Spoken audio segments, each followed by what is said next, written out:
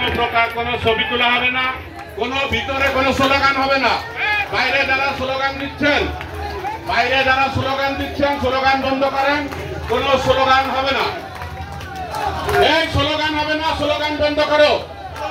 এই স্লোগান বন্ধ হবে, স্লোগান হবে না, স্লোগান বন্ধ করো। যারা স্লোগান দিচ্ছেন স্লোগান বন্ধ করেন। আমরা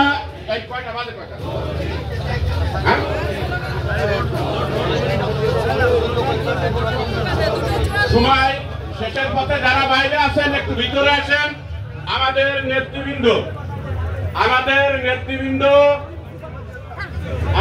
নেতৃবৃন্দ আপনাদের উদ্দেশ্যে সংক্ষিপ্ত কথা বলবেন। আজকের এই আয়োজন সুন্দর, সার্থক এবং শেষ পর্যন্ত যাতে ভালো হয়।